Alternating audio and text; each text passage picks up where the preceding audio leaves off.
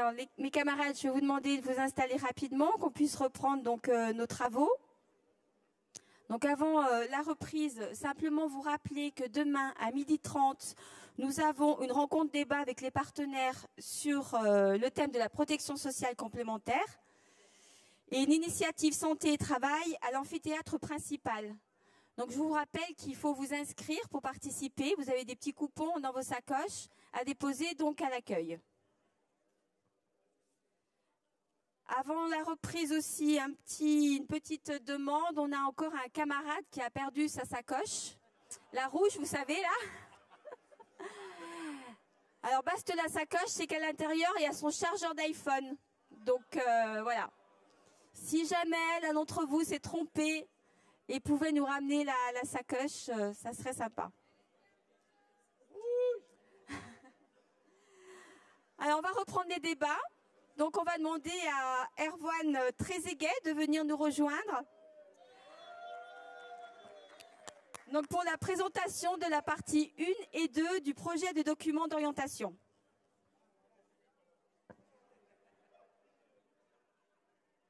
Bien. Alors, c'est un premier pour moi également. Donc, je vais bafouiller, ça c'est clair. Je parle sous couvert de mon CFR qui est caché là-bas, d'accord? Et également de ma famille qui me regarde. Donc, les filles, un bisou. Alors, camarades, la somme d'informations fait qu'aujourd'hui, le travail demandé par le Bureau fédéral n'est pas facile et demande du recul sur les événements récents. Mais il nous faut avancer et être en capacité de débattre sur notre projet d'orientation. Un petit rappel s'impose à nous. Fidèle à ses origines, à la charte d'Amiens de 1906, héritière des valeurs humanistes et internationalistes qui ont présidé à sa constitution, la Confédération générale du travail défend les intérêts de tous les salariés, sans exclusive, en tout temps et en tout lieu. Par son analyse, ses propositions et son action, elle agit pour que prévalent dans la société les idéaux de liberté, d'égalité, de justice, de laïcité, de fraternité et de solidarité. Elle agit pour une société démocratique, libérée de l'exploitation capitaliste et des autres formes d'exploitation et de domination, contre les discriminations de toutes sortes, le racisme, la xénophobie et toutes les exclusions. Le mouvement syndical, à tous ses échelons, s'administre et décide de son action dans l'indépendance absolue à l'égard du patronat, des gouvernements, des partis politiques. Le caractère principal de la CGT est d'être un syndicat de lutte de classe et de masse, devant les attaques répétées que subit alors la CGT. Ce caractère relève d'un combat incessant et qu'il n'y a jamais de résultat définitivement acquis. Telle est la conception du syndicalisme CGT, fidèle aux idéaux du programme du CNR, Conseil national de la résistance, adopté le 15 mars 1944. Cela va mieux en se le disant. Mais qu'est-ce qu'un syndicalisme rassembleur, offensif et revendicatif? Est-ce un syndicalisme qui propose des actions lors de mouvements à répétition, au risque de lasser les meilleurs militants, ou un syndicalisme qui cherche à créer l'unité autour d'un projet porté par tous et qui sera en capacité de le faire vivre? C'est l'objet du projet de décision numéro 2. On en a eu des mouvements qui ont su être rassembleurs, comme le CPE, pour n'en citer qu'un. Mais ce mouvement a très certainement connu son succès grâce à une forte mobilisation obtenue à une large unité. Que ce soit des syndicats ou des étudiants, tous se sont unis pour combattre ce projet. Ce mouvement est une preuve qu'ensemble, nous pouvons bousculer les lignes d'austérité imposées par les gouvernements. Il ne peut y avoir de conquête sociale sans une démocratie syndicale. Oui, mais je dirais même plus, sans un combat syndical. En effet, de plus en plus de sociétés capitalistes préfèrent jouer le jeu des actionnaires en augmentant les dividendes, alors même que la société elle-même annonce des plans de licenciement en masse. Nous avons tous en tête ce qui s'est passé à Air France, ou plutôt, nous avons tous en tête l'image de ce cadre avec sa belle chemise déchirée, poursuivi par des salariés anéantis par l'annonce qu'il venait de faire, alors que peu de place a été faite au pourquoi de ce mouvement. Et que dire des Conti, des Fralib? Tous ces mouvements ont un point commun, le combat syndical. À l'heure où nous soufflons les 70 printemps de la sécurité sociale et les 120 ans de notre CGT, jamais les conquêtes sociales de l'après-Seconde Guerre mondiale n'ont été autant menacées par le patronat qui n'a jamais digéré les concessions faites sous la contrainte d'un rapport de force favorable au monde du travail. C'est ainsi que nous voyons le capitalisme s'attaquer à la sécurité sociale, au Conseil des prud'hommes et surtout au service public, dans la conception même du service public rendu au public. La réforme territoriale s'inscrit dans cette optique sous l'égide des réductions budgétaires à qui on attribue les conséquences de la casse du service public par la baisse de la dotation globale de fonctionnement que l'État doit aux collectivités territoriales depuis l'institution de la TVA par Valéry Giscard d'Estaing. Cette économie permet la financiarisation du patronat au détriment de l'aide aux collectivités et le développement des intercommunalités à 15 000 habitants. Cette politique désastreuse sonne le glas de la pérennisation des petites collectivités locales, surtout si elles sont rurales et éloignées d'une métropole, mégalopole ou tout autre pôle. Quid de la place du citoyen dans ces projets? L'éloignement des décisions politiques sous le prétexte des transferts de compétences obligatoires, quand on permet encore aux petites collectivités d'exister, sans parler de la place des agents. La marche forcée des préfets pour la fusion n'encourage pas les autorités locales, même si elles le souhaitent, d'informer leurs agents et encore moins les syndicats sur les effets induits et les conséquences. Alors qu'une consultation entre les autorités et les syndicats, sans pour autant que cela devienne un dialogue social, pourrait permettre une certaine démocratie sociale. C'est l'objet du projet de décision numéro 13. On a tous en tête ce que le dialogue social revêt comme forme auprès de notre gouvernement. Un Premier ministre qui use et abuse du 49.3, tant sur le plan politique que sur le plan syndical. L'accord PPCR, rejeté par les syndicats, est devenu un protocole afin de revaloriser les fonctionnaires. Car le Premier ministre nous apprend que dans notre fonction publique, il n'y a pas besoin d'avoir un accord majoritaire de la part des syndicats représentatifs des agents pour que cet accord puisse être appliqué. De qui se moque-t-on? Dans un contexte comme nous le vivons aujourd'hui, plus que jamais, nous devons de défendre les valeurs qui sont les nôtres afin de faire barrage aux différentes formes que peut prendre la politique de l'extrême droite. Que ce soit dans les discussions d'ateliers, de services ou même autour d'un verre. Ne nous laissons pas berner par ce qui pour certains serait évident. Le combat contre l'extrême droite est une priorité.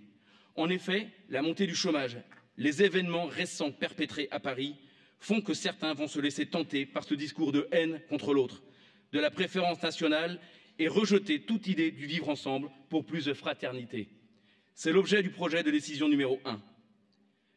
Pour mener ce combat, nous devons nous appuyer sur nos valeurs, sur le pourquoi de notre CGT, sur nos chartes, et elles sont nombreuses, qu'elles soient confédérales ou fédérales, sur l'action des syndicats dans le monde entier, afin de montrer aux plus sceptiques que le changement est possible et ne doit pas passer par ce mouvement extrémiste. Il nous faut valoriser l'humain dans une dimension environnementale, s'inscrivant dans une perspective d'alternative au système capitaliste, en s'appuyant sur la double volonté des salariés de défendre leurs intérêts immédiats et de participer à la transformation de la société, tant sur le plan national, européen et international. C'est l'objet du projet de décision numéro 1. Cette transformation ne peut passer que par la nécessité d'une autre répartition des richesses, en continuant l'action syndicale et l'action citoyenne, afin de construire une République sociale et solidaire. Cette République ne peut se construire sans les 3 versants de la fonction publique et sans le statut des fonctionnaires. Il est d'autant plus nécessaire aujourd'hui de garantir l'indépendance des fonctionnaires face aux politiques, ou pire encore, face au patronat, afin de pouvoir garantir aux citoyens une impartialité, une adaptabilité, une égalité. C'est l'objet du projet de modification de décision numéro 3. Les gouvernements successifs n'ont de cesse d'attaquer le statut, qui représente un frein, selon eux, au développement des collectivités. Un certain petit Nicolas avait même prévu de nous passer sous convention collective, c'est pour dire. Pourtant, est-il nécessaire de nous convaincre de l'utilité du statut, nous qui passons le plus clair de notre temps à le défendre afin de garantir une réelle qualité de travail aux agents. Un travail que nous devons réaliser malgré une pression managériale de plus en plus pressante de la part de nos élus ou supérieurs hiérarchiques. Mais ces mêmes responsables hiérarchiques subissent également cette pression managériale. Et c'est parfois difficile de faire comprendre aux agents que les cadres également peuvent être en souffrance. En effet,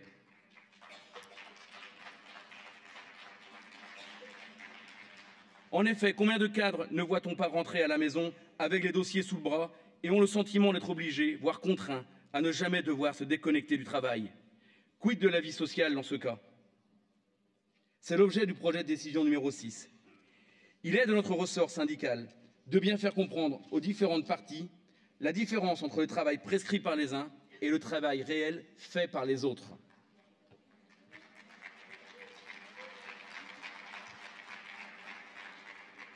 Il est d'autant plus difficile quand on voit le gouvernement casser notre statut en favorisant les contrats type CDD, CDI, ou encore pire, la prolifération des services civiques, et cela bien évidemment sur des postes permanents et malgré la loi de déprécarisation de la fonction publique de mars 2012, qui elle-même amène de la précarité alors que le besoin est permanent. C'est l'objet du projet de décision numéro 4. Cette précarité menée par les politiques d'austérité a un impact direct sur la santé des agents.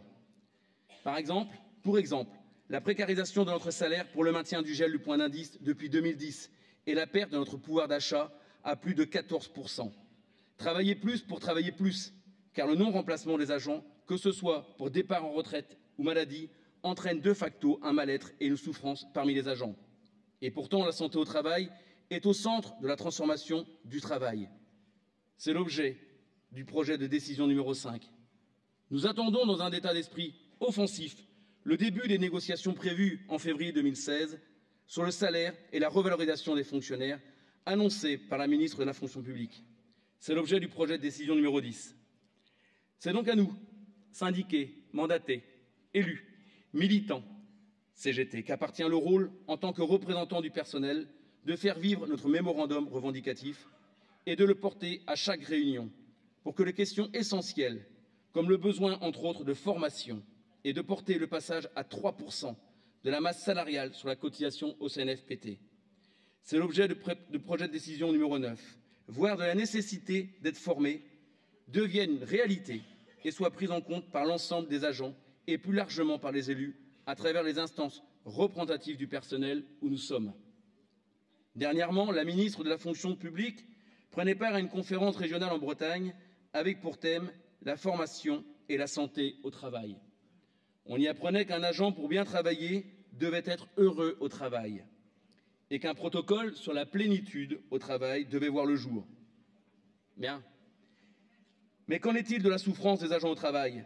Y a-t-il des études réalisées sur cette question? Que fait le gouvernement pour y remédier? Car nous, la souffrance, nous la combattons tous les jours.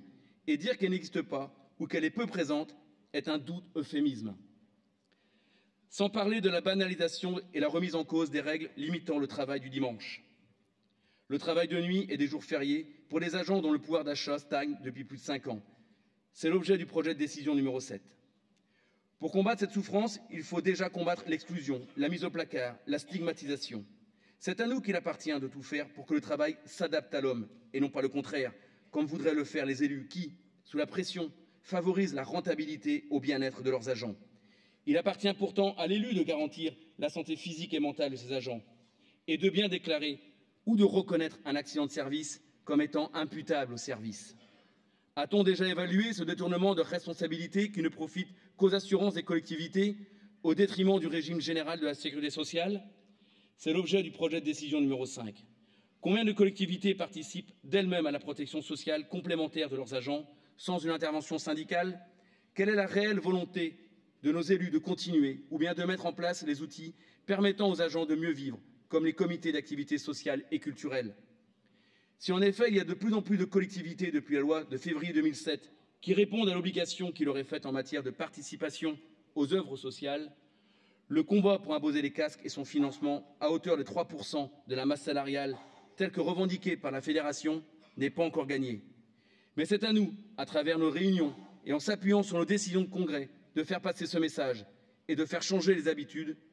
Qui mieux que les agents pour représenter les agents? C'est l'objet du projet de décision numéro 11.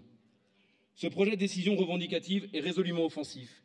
Il va nous permettre de nous appuyer dans les prochains mois et les prochaines années sur les décisions qui nous permettront d'aller de l'avant afin d'être le mieux outillés pour épauler au mieux les agents des collectivités territoriales. Bon débat.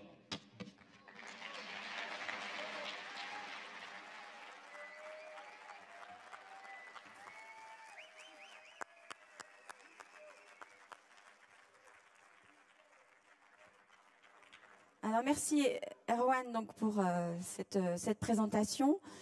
Donc au niveau des interventions, on en a énormément. Donc je vais vous demander de bien respecter le temps de parole. On a aussi demain pour continuer les débats sur cette partie 1 et 2. Mais voilà, si on veut que tout le monde puisse s'exprimer, voilà, faites très attention. Il y a 3 minutes, voilà. Donc, pour commencer, on a donc Bruno Beaufil au micro 4 et se prépare Obis Frédéric, micro 4 également. C'est beau-fils, Magali. Ah, pardon. Non, c'est pas grave, je t'en veux pas. Bonjour à toutes et à tous. La CGT Affaires scolaires de Paris est un syndicat général qui regroupe toutes les écoles, lycées municipaux et depuis 2011 les collèges avec la décentralisation que nous avons subie. Venant d'un syndicat que vous avez tous en mémoire et plus particulièrement certains, les extos de l'éducation nationale ont rejoint à travers l'US de Paris la CGT Affaires scolaires. Et ce n'est avec aucun regret car grâce à l'apport militant des adhérents et militantes ATE, ASEM et Caisse des écoles, la CGT chez les extos est passée de la 3e place en 2008 à la 2e en 2014 en triplant ses voix. J'en profite pour remercier personnellement l'US et ses camarades qui ont su travailler en amont et avec intelligence dès 2008 avec les quelques camarades extos avant même la dissolution de notre syndicat de l'époque. Notre syndicat organise des plans de travail, terrain tous les jours, avec plus de 50 militants de notre commission exécutive qui vont à la rencontre des personnels tous les mois dans plus de 900 établissements sur 125 journées syndicales. Notre objectif étant de passer la première organisation de la plus grande direction de la ville en lien avec les syndicats CGT animateurs, cadres et administratifs. Nous continuons de travailler avec notre US à travers les collectifs, les parrainages, en les renforçant par notre apport militant. Le tous ensemble étant le seul moyen pour gagner, et ça doit commencer dans la CGT. Concernant la montée des idées du Front National parmi nos adhérents et certains militants, on ne doit pas être timoré. On ne doit pas accepter que ces idées nauséabondes se véhiculent parmi nos rangs. Soyons impitoyables, et je pèse mes mots, et sans aucun état d'âme ni calcul politicien de comptable d'adhérents susceptibles de perdre. Soyons durs, fermes face à cette montée des idées extrêmes. La crise y est certes pour quelque chose, mais également l'appauvrissement de la réflexion politique de certains militants ces 30 dernières années ont donné la place libre à des idéaux fascistes parmi certains militants. Nous devons avoir une lucidité et une démarche politique sans aucune tergiversation, impartiale et sans complaisance. Pour cela, nous devons créer les moyens politiques, les enrichir pour donner plus de possibilités aux adhérents en les formant pour les investir dans notre démarche CGT. Recréons les bases CGT dans et sur le lieu du travail, lieu syndical qui a disparu dans pas mal de secteurs, ce qui oblige les directions syndicales à jouer ce rôle alors qu'il n'est pas le sien. Cela permettra d'éviter ainsi d'attendre que le grand jour de la lutte générale ne vienne d'en haut. Oui, car la solution, ce sont les syndiqués et les personnels, pas les appareils. À nous, les dirigeants, de le comprendre pour parvenir à le faire comprendre. Mettons les bouchées doubles partout dans des formations syndicales pour parvenir à obtenir un militantisme politique engagé, notamment parmi la jeunesse. Les luttes perdues sont celles qui sont déjà perdues dans les têtes de certains militants. Ce doit être un des paramètres nécessaires qui, je pense, devrait faire descendre l'âge moyen de nos militants ici présents et dans nos syndicats. Faisons confiance à cette jeunesse qui devra être la CGT de demain. Sinon, on a du souci sérieux à se faire. C'est en donnant toute la place à chacun qu'on parviendra à avancer en se renforçant. Bruno, s'il te plaît. J'ai fini. Vive-nous toutes et tous. Vive la CGT de l'US Paris. Vive la Fédération, bien sûr. Et vive la Confédération et ses 120 ans.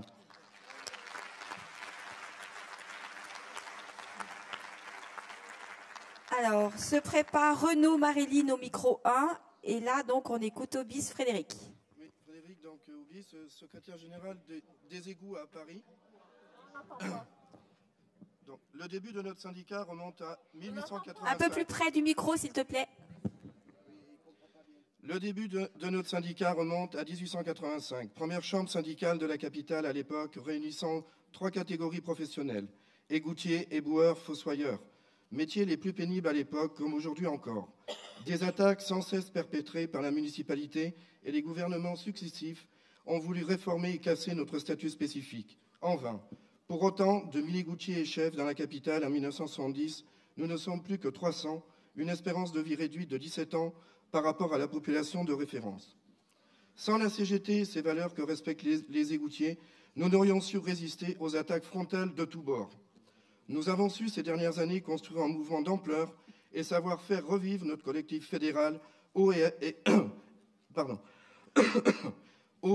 assainissement. Car c'est bien grâce à ce collectif que des décisions ont été prises pour construire 2 mouvements nationaux, les 29 mai 2012 et 6 juin 2013, où nous avons su démontrer l'unité. Le 29 mai 2012, manifestation à Paris des égoutiers de France concernant la remise en cause de notre statut et de l'insalubrité. Le 6 juin 2013, mouvement également de grande ampleur avec le collectif fédéral de la filière déchets, avec un dossier déposé au ministère de la fonction publique. Cette année, notre organisation syndicale est à l'initiative avec la Fédération, l'Union départementale Paris, l'US des services publics parisiens, la CGT Nettoiement, d'une rencontre avec la CGIL de Rome et les égoutiers de la capitale italienne, sur les questions d'emploi, salaire, conditions de travail et santé au travail, où là encore on s'aperçoit que leurs problèmes sont identiques aux nôtres, ceci grâce à une exposition photo restée 1 mois à Rome, faisant ressortir la pénibilité des égoutiers parisiens. Cette rencontre avec nos homologues italiens a permis de créer un jumelage entre l'Union départementale Paris-CGT et la CGIL de Rome. La lutte et les victoires continuent. Nous avons gagné sous ce gouvernement qui va encore nous rallonger la durée de cotisation pour la retraite, nous casser le code du travail, j'en passe et des meilleurs, la reconnaissance du régime de l'insalubrité pour 40 personnes, intégration de ces personnels dans le corps des égoutiers, avec le même déroulement de carrière, leur permettant de partir à 52 ans à taux plein au lieu de 62 ans. Nous revendiquons toujours 50 ans. La lutte paye, elle a toujours démontré. Elle se construit avec la base sur le terrain. Il a fallu plus de 5 ans pour y parvenir. Et l'attachement des égoutiers à la CGT, ils nous l'ont démontré lors des élections professionnelles, 77% pour la CGT Égou à Paris. Début octobre 2015, 4 jours de grève avec 3 organisations syndicales CGT, conducteurs, fossoyeurs et boueurs, et leurs encadrants ont permis d'avoir des avancées considérables. Sur le pourcentage des promouvables pour les 3 ans à venir et une modification des grilles indiciaires permettant un déroulement et un accès plus rapide au grade supérieur dans nos 4 catégories professionnelles. Le maintien du service du fossoyage avec une création de 15 postes, ce service était voué à disparaître. Ce qui se prépare pour notre avenir, c'est rien de bénéfique avec PPCR. Il va falloir être fort. Ce ne sont pas seuls les égoutiers à Paris ou en France qui parviendront à faire changer les choses. Frédéric, si tu peux accélérer, merci. C'est bientôt fini. La trilogie à Paris, égoutiers, fossoyeurs et boueurs, a déjà commencé à travailler sur des revendications, mais c'est bien avec nos collectifs fédéraux que nous devons travailler. L'unité, le rassemblement, ces valeurs propres qui font la CGT, il va falloir les mettre en avant. Nous en avons les moyens d'y parvenir. Tous ensemble, nous le pouvons, mais surtout, nous allons le faire. Vive la CGT, vive le Congrès.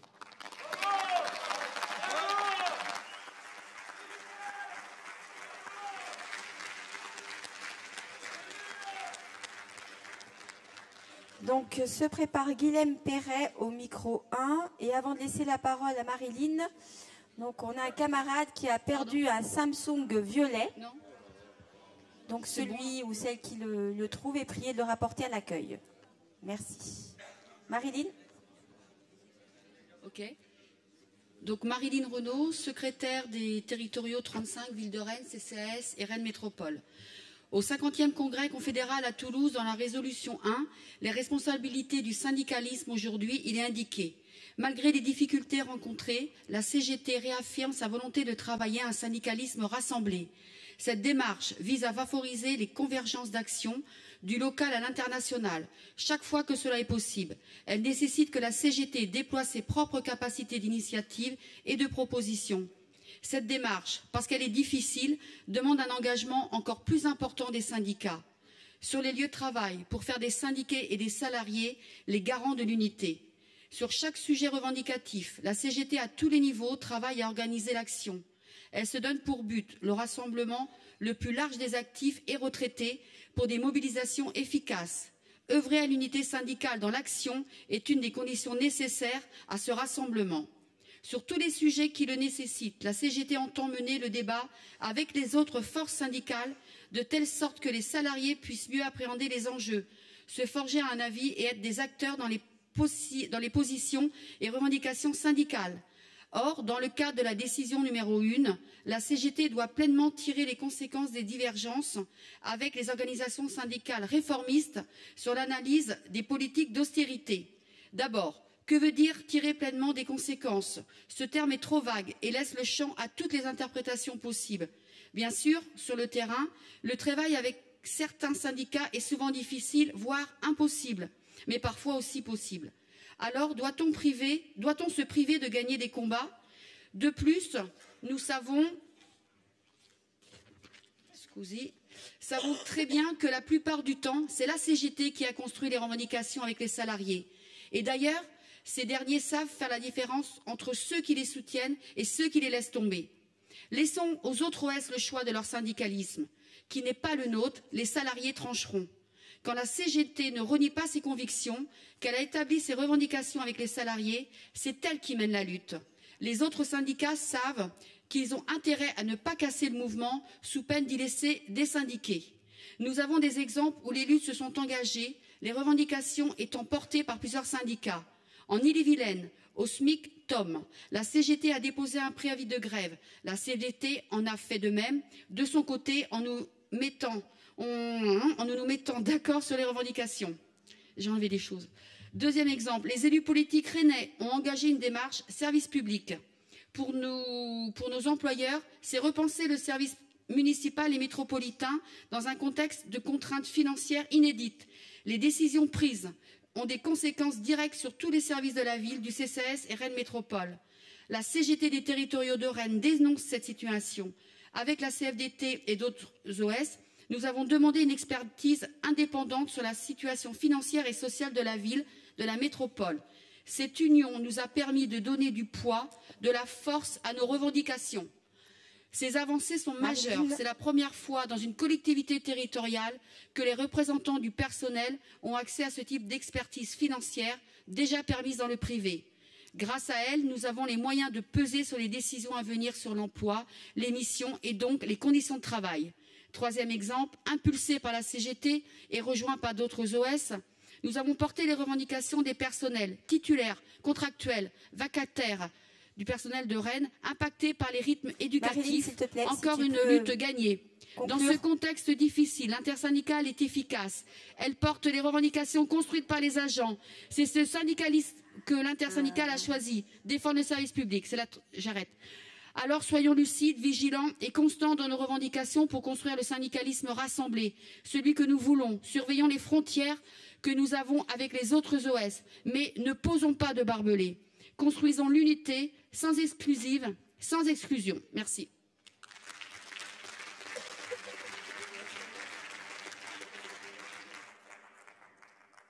Donc Guilhem, et se prépare le Chouarn Nicole au micro 4. Et si vous pouviez faire attention au temps. Bonjour, c'est l'excuse du moment, moi aussi c'est mon premier congrès, donc merci. Bon, on est 12 dans ce cas-là en Loire-Atlantique, donc applaudissez-les aussi, merci. Donc moi je viens en fait pour justement la prévoyance santé, donc on l'a bien vu un petit peu partout dans d'autres collectivités que celles que je mets en place, c'est-à-dire Nantes Métropole et la ville de Nantes.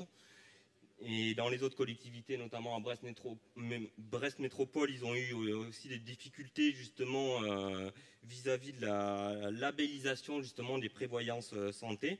Notamment nous, à Nantes Métropole, on est sous un contrat en fait imposé par la municipalité, donc c'est Collectim Humanis, quoi. Donc une prévoyance qui est une filiale en fait du groupe Verskiren, une des premiers courtiers de France, quoi. Donc une grosse multinationale. Et pourtant, cette grosse multinationale nous fait part qu'ils ont des difficultés financières. Donc voilà, donc il se trouve qu'on va avoir une augmentation justement des cotisations de tous les agents.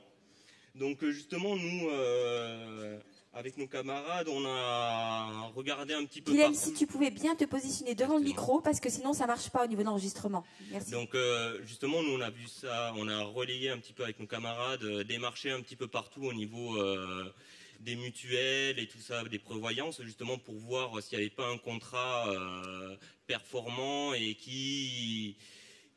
que tout le monde puisse adhérer à moindre coût et que ça ne soit pas impacté sur le budget de tous les foyers, quoi. Donc nous, ce qu'on demandait justement, c'est de mettre en place en fait un collectif au niveau de la fédération, justement un collectif fédéral pour mettre en place un groupe de travail, justement pour qu'on puisse avoir un contrat de groupe au niveau national, quoi. Donc voilà, ça serait pour savoir si ça serait possible de faire ça au niveau fédéral, quoi. Voilà, merci.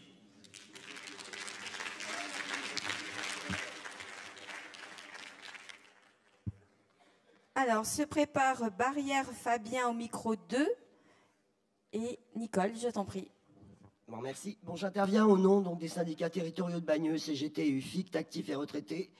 Et je dois dire que nous avons eu 2 réunions des AG de syndiqués et notre congrès d'octobre pour préparer le document du congrès. Le projet de document d'orientation, sa partie 1, ainsi que le rapport introductif de notre secrétaire général Baptiste Talbot, réaffirment nos fondamentaux, à savoir le syndicalisme CGT de classe, de masse, indépendant, unitaire, démocratique et de lutte. Je vais en couper pas mal parce que sinon, j'y arriverai pas. Bernard Talbot disait hier, une seule frontière, la frontière de classe. Baptiste, Baptiste.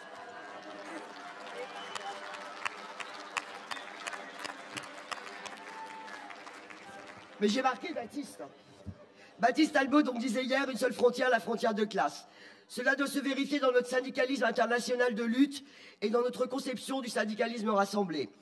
Oui, nous devons plus que jamais être internationalistes au moment où les guerres impérialistes, au sens propre comme au niveau économique, se déchaînent. Mais aussi, comme nous y invite le document d'orientation, nous devons faire un bilan de notre stratégie syndicale des organisations syndicales européennes, internationales, auxquelles nous sommes affiliés. Et ce n'est pas une affaire de spécialistes. Mettre le syndiqué au centre, c'est l'informer et le former sur toutes les questions. Alors, première question, pourquoi la CES n'est-elle pas citée dans le document, nommément? Ensuite, quelques rappels, succincts en raison du temps de parole. Mais j'espère que de nombreux camarades s'exprimeront sur cette question dans le prolongement de la table ronde de tout à l'heure. D'abord, plus récemment, le 13e congrès de la CES s'est tenu à Paris le 29 septembre, du 29 au 2 octobre, à la mutualité, tout un symbole. La CGT y siégeait avec 9 délégués, aux côtés de la CFDT, la CFTC, FO et l'UNSA. Les invités et le programme de la première journée résument les fondamentaux de la CES. Séance d'ouverture par le président François Hollande et Martin Schulz, intervention d'Anne Hidalgo, maire de Paris, intervention de Jean-Claude Juncker, ami bienveillant des multinationales, et président de la Commission européenne. Je vous passe sur les tables rondes sur le chômage des jeunes, avec le président luxembourgeois, là où il y a les fausses fiscales, et Marianne Thyssen, commissaire européenne à l'emploi et aux affaires sociales. Conformément à ce que son nom pourrait laisser croire, contrairement à ce que son nom pourrait laisser croire, la CES n'est pas un syndicat européen, mais une institution de concertation syndicale créée en 1973 et financée à 75% par l'Union européenne sur la base de la reconnaissance de l'UE, de ses institutions et de ses textes fondamentaux. Alors qu'elle est reconnue par l'UE comme seule organisation interprofessionnelle représentative des travailleurs, les statuts de la CES précisent: la Confédération européenne des syndicats, plus particulièrement pour mandat d'agir dans le cadre du processus d'intégration européenne. Elle s'adresse dans son action à l'UE, dont elle demande l'approfondissement sur le plan social, politique et démocratique, en même temps qu'économique, aux organisations européennes, etc.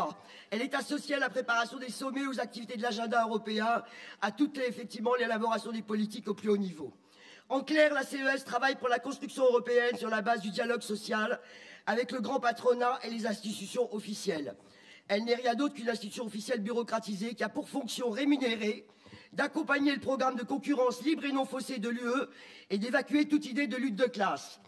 Voilà pourquoi la CES soutient ou se tait sur chaque mauvais coup de l'UE, soutien au traité de Maastricht, campagne pour le oui au TCE en 2005, soutien au traité de Lisbonne, etc. Je vais pas en rajouter. Nicole, si tu pouvais conclure, s'il te plaît. Je vais conclure.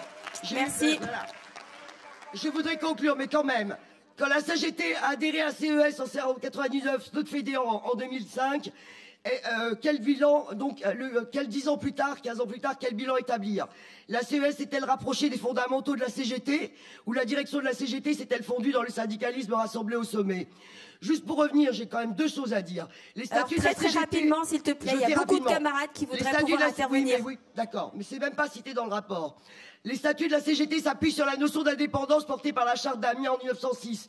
Comment la CGT a-t-elle pu se prononcer dans le vote quasi unanime de clôture du congrès de la CES? Seule la centrale syndicale du Portugal s'est abstenue pour l'allégeance de la CES à l'internationale socialiste, pour son rôle positif sur les questions sociales et de démocratie. L'allégeance est en antipode de l'indépendance. Je termine. Nous sommes viscéralement pour l'indépendance, la lutte de classe, le syndicalisme internationaliste. On ne peut pas déborder comme ça pour tous les camarades, sinon on ne va jamais y arriver. J'ai 2 phrases. Pour la paix, nous sommes internationalistes pour travailler avec toutes les organisations syndicales de travailleurs indépendantes et progressistes en Europe comme dans le monde. Alors menons ce travail sur le bilan de notre affiliation, auquel nous invite le projet d'orientation, et nous aurons ensemble toutes les conséquences. Allez.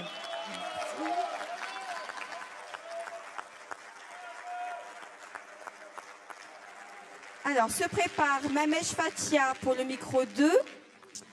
Avant donc de laisser la parole à Fabien, je voulais simplement donc répondre à l'interrogation du camarade Guilhem.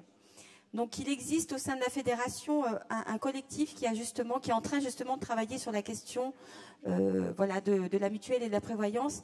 Et effectivement, ce sujet avec la mise en place d'un contrat de groupe.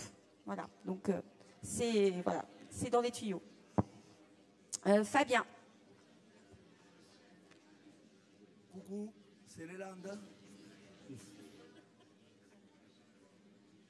Bon, alors, pour reprendre les tenues du rapport d'introduction de notre secrétaire général Baptiste, non pas JB... Le Bernard. micro, s'il te plaît, plus près. Ouais, je le prends. On va faire comme ça. Bon, je reprends au début alors. Deuxième intervention de la journée, c'est bon, je suis chaud. Ouais, on est landais, c'est tout, on est chaud tout le temps, c'est bon. Oui, mais ça va plus vite que les autres. Pour reprendre les tenues du rapport d'intro de notre secrétaire général Baptiste, soyons audacieux, combatifs et tous unis. Arrêtons d'en parler, il faut nous y mettre. Retourner au plus près des salariés, travaillons les revendications avec eux et non pas avec les patrons. Arrêtons l'institutionnel, utilisons nos droits pour être au contact, formons-nous pour être équipés et agir. Soyons convaincus et utopistes. Voilà ce qui pourrait faire évoluer les consciences. Ces orientations doivent être le fil rouge de ce mandat. La CGT doit se mettre en ordre de marche et faire converger les luttes de classe et de masse. La décision numéro 2 inquiète les syndicats territoriaux hollandais sur leur indépendance vis-à-vis des groupes associatifs ou politiques. Attention à la constitution de ces groupes, nous pourrions être surpris d'y retrouver des militants Front National par exemple. Et que dirions-nous alors ? Il est déjà précisé dans nos statuts la possibilité de s'associer ponctuellement, mais de là à le graver dans le marbre, quand même. Je ne pense pas que ce soit ce que nous voulions. Nous espérons qu'un véritable débat aura lieu, car seul le débat construit. N'ayons pas peur de la démocratie.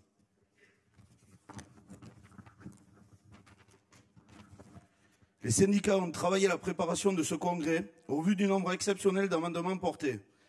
Il est regrettable de ne pas connaître les raisons de leur rejet ou combien ont-ils été retenus. Nous terminerons par citer la banderole du congrès qui est face à nous, qui est le syndicat au cœur. Et ceci doit être la priorité au regard des difficultés de fonctionnement de nos syndicats aujourd'hui. Alors travaillons les questions de fond et d'organisation démocratique et démocratiquement. Et vive la CGT et surtout la grande CGT des Landes.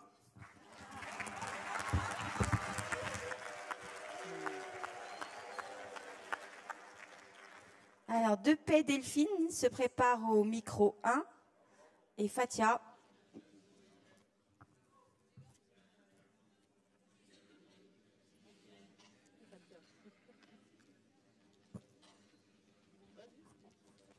Vas-y, Fathia. Je me dis.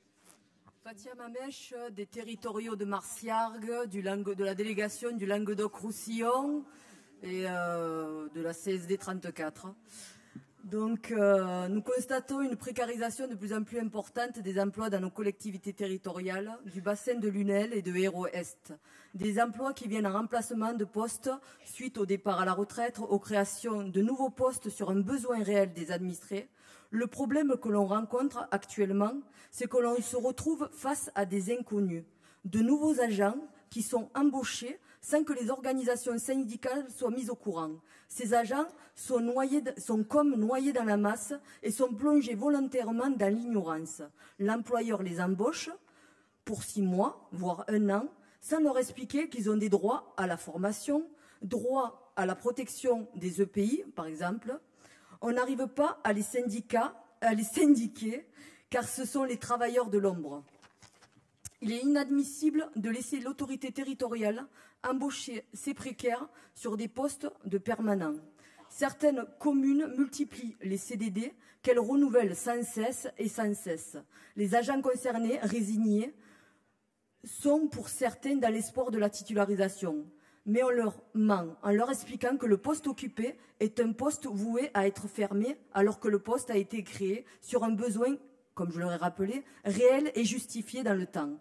Il est inadmissible qu'un agent parti à la retraite soit remplacé par un précaire, voire 2 précaires à temps partiel, en justifiant cette embauche comme limitée aussi dans le temps, car en fin de compte, ce poste est aussi voué à la disparition du fait de la politique du non-remplacement d'un agent parti à la retraite.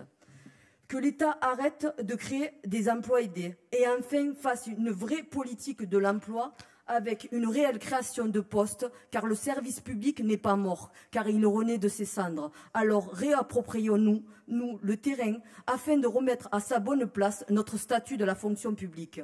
Et comme a dit Anicet Le Porce, le 21e siècle sera l'âge d'or des services publics.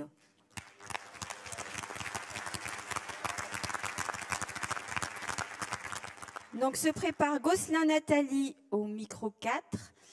Avant de laisser la parole à Delphine, micro 1, juste pour répondre à la camarade de tout à l'heure, Nicole, sur la question de l'unité syndicale. Donc elle se fait bien sur la base d'orientation et de revendications communes. Et la question est bien traitée dans le document, le projet de document. Delphine. Alors, je suis assistante sociale sur la métropole de Lyon et aujourd'hui, je voulais attirer votre attention plus particulièrement sur la marchandisation du travail social, notamment dans le domaine de l'autonomie, l'aide à la personne. Alors, on parle de qui? On parle de quoi? On parle des maisons de retraite, on parle des établissements d'aide à domicile. Dans les établissements d'aide à domicile, on a 98% de femmes, d'emplois précaires, d'emplois partiels non choisis, pour des salaires de misère. Les maisons de retraite, quelle structuration aujourd'hui? Quel état des lieux? Il est alarmant. 20% de maisons de retraite du service public, le coût mensuel 1 200 €. Aujourd'hui, les services lucratifs cotés en bourse représentent 30% des maisons de retraite au niveau national. Coût moyen restant à charge de la personne, 3 000 à 4 000 €. Aujourd'hui, on assiste à des offensives réelles sur la fonction publique territoriale pour détruire tant les services d'aide à domicile de la territoriale, tant ces établissements encore accessibles à tous, au profit de groupes cotés en bourse, pour ne pas les nommer, Orpea, Domusvie. On ne peut pas ne rien faire face à ce constat-là. Aujourd'hui, la valeur d'une société, c'est aussi la considération qu'on apporte à nos aînés. Vivre dignement, c'est l'essentiel de la base, même en étant vieux.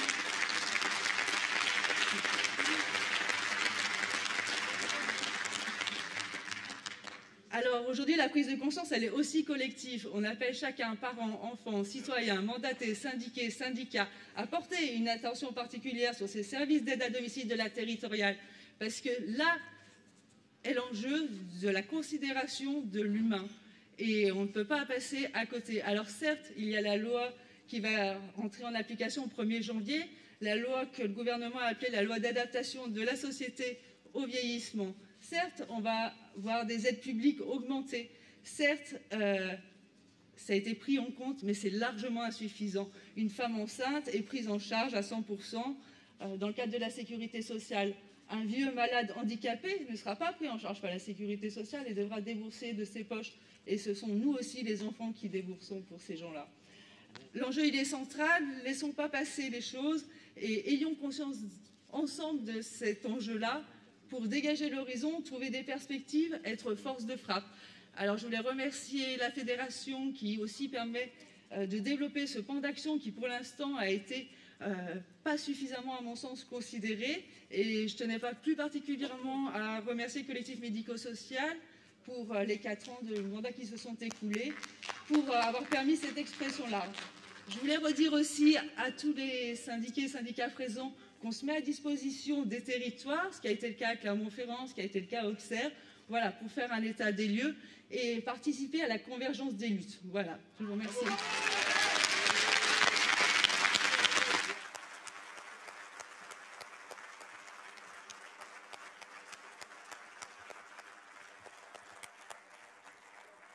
Nathalie Gosselin, donc au micro 4, et se prépare Jean-Michel Delaye au micro 3. Bonjour, je viens de la Seine-Saint-Denis, mais je suis également membre de la délégation CGT au conseil d'administration du CNFPT. C'est au nom de la délégation que j'interviens pour souligner le travail accompli par la délégation CGT au CNFPT depuis le congrès d'Ajaccio. Suite aux élections professionnelles de 2014, une nouvelle délégation a été validée par la CE fédérale avec un renouvellement de la moitié de ses membres et une vice-présidence du conseil d'administration reconduite pour la CGT. Nous n'avons de cesse de défendre les revendications de la CGT, notamment l'augmentation du nombre d'offres de formation, leur qualité et la répartition sur l'ensemble du territoire, et nous nous sommes d'ailleurs battus sur le problème récurrent du remboursement des frais de déplacement. En juin 2015 a eu lieu à Montreuil une rencontre entre les délégations des CRO, les membres du Conseil sup, le syndicat du CNFPT, les membres du Conseil d'administration et du CNO, ainsi que le collectif formation et la direction fédérale. Ces 2 jours de réunion ont permis de faire un état des lieux, des avancées, mais aussi des points améliorés, notamment en termes de communication. Des axes d'action ont été proposés et validés, dont réunions du même type 2 fois par an, formation des élus et mandatés, création d'un livret. L'actualité récente a été marquée par l'annonce dans le projet de loi de finances 2016 de la baisse de la cotisation formation de 1% à 0,8%, ce qui a provoqué une levée de bouclier de la part des CRO, de la délégation du conseil d'administration et de la fédération. Nous avons pu unitairement porter une demande de rétablissement du 1% auprès du gouvernement et des députés. Pour rappel, la CGT a comme base de revendication la cotisation à 3%. Cette cotisation n'est ni plus ni moins qu'un salaire différé qui permet à chaque agent de se former et d'avoir accès à un déroulement de carrière, un des principes fondamentaux de notre statut. Nous devons rester mobilisés sur la bataille du maintien du 1%, mais également les conditions dans lesquelles elle va être négociée son retour par le président du CNFPT et les élus politiques. La crainte pour la CGT est qu'une partie de ce salaire différé soit employée à des missions qui pénaliseraient la formation des agents, comme par exemple la formation des apprentis, des contrats aidés, la certification ou même l'externalisation des formations. Le CNFPT appartient à chaque agent. C'est l'affaire de tous, nous syndiqués, élus, mandatés, de remettre au cœur de nos revendications la formation et de faire respecter ce droit garant d'un service public de qualité et de la pérennisation de l'emploi public.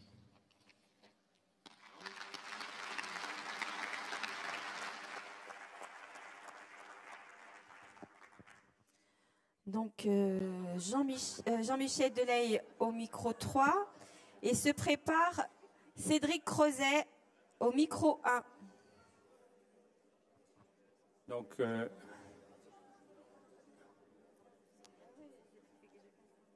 Jean-Michel Delaye, secrétaire général du syndicat CGT du CNFPT. Je m'exprime aujourd'hui ici comme invité, bien que j'ai été mandaté comme délégué par mon syndicat. Le camarade qui est délégué expliquera les raisons pour lesquelles je n'ai pas été retenu comme délégué. Mais le syndicat tient à exprimer son regret que le principe qui fonde le mandatement des délégués, c'est-à-dire ce sont les syndicats qui mandatent les délégués, n'ait pas été respecté pour le syndicat. Il a été évoqué à plusieurs reprises la bataille pour la défense du CNFPT hier, je souhaite y revenir aujourd'hui. Je voudrais d'abord, au nom du syndicat CGT du CNFPT, remercier tous les syndicats de la fédération qui ont fait voter en CTP des motions pour le rétablissement du 1%. De même que tous les syndiqués CGT qui viennent chaque jour en formation et qui ont exprimé de différentes manières leur soutien à notre établissement. On nous dit souvent, la formation professionnelle, c'est un enjeu revendicatif très compliqué à saisir pour les syndicats. La bataille du 1% montre le contraire. Lorsque l'on a des revendications claires, les syndicats s'en saisissent. Cela ne règle pas tous les problèmes, loin s'en faut, en particulier un certain nombre de votes de la délégation CGT au conseil d'administration et SNE en faveur de la politique du président Deluga, alors que cette politique organise la régression du droit à la formation des fonctionnaires territoriaux. Je pense que la prochaine CE fédérale devra se pencher sur cette question. Où en est le CNFPT aujourd'hui? À quoi sert le 1%? Comme l'a dit Nathalie, le 1%, c'est le salaire différé des fonctionnaires territoriaux. Or, aujourd'hui, il est de plus en plus détourné de sa finalité. Les employeurs territoriaux piochent dans le 1% pour accompagner leur politique de casse du statut. Ce n'est pas le rôle du CNFPT. Cela renvoie à nos débats de congrès. La question de la défense du statut, de l'abrogation de la réforme territoriale, de l'individualisation des droits, contenus dans les projets gouvernementaux de casse du Code du travail et du statut avec PPCR. Au CNFPT, on voit de plus en plus apparaître des formations sur la transition professionnelle, sur la GPEC territoriale. Soyons clairs, la sécurisation des parcours professionnels, la transition professionnelle, c'est l'accompagnement du plan social en cours dans la territoriale avec la réforme territoriale. C'est la flex-sécurité de l'Union européenne. On est face à un rouleau compresseur du gouvernement. Je cite la Gazette des communes du 9 novembre. Les députés ont adopté en première lecture un long amendement gouvernemental au projet de loi de finances en 2016 qui met en œuvre plusieurs dispositions prévues dans PPCR. 405 modifications du texte statutaire seront nécessaires. Et le branchu d'ajouter, si l'on supprime des emplois et l'on sait que certaines directions connaîtront des suppressions massives, il faudra que les fonctionnaires acceptent d'aller ailleurs. Le choix ne leur est pas laissé. Face à de tels diktats, est-ce que, comme fédération, nous pouvons continuer à participer à des réunions qui s'apparentent à une mascarade de dialogue social?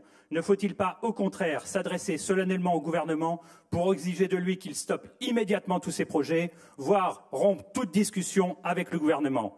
C'est maintenant que le projet de loi de finances est voté, c'est maintenant que les exécutifs locaux préparent leur budget. L'urgence sociale, ce n'est pas en 2016, l'urgence sociale, c'est maintenant. Dans toutes les collectivités, les agents défendent avec acharnement leur emploi, les acquis sociaux qu'ils ont arrachés par la lutte des classes. L'urgence, c'est d'organiser maintenant, au niveau fédéral, la mobilisation sur ces revendications claires. Ne touchez pas à notre statut, ne touchez pas au titre 3, ne touchez pas à nos acquis dans nos collectivités.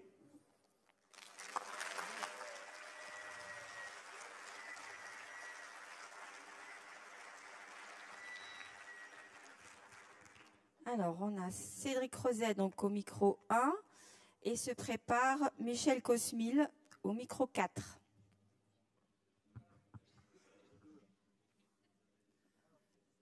Je suis pas. Finalement, c'est micro 2. Ouais. Juste avant, mais normalement, je voulais faire une intervention sur les statuts. Donc, est-ce que ça attendra jeudi ou je le fais maintenant?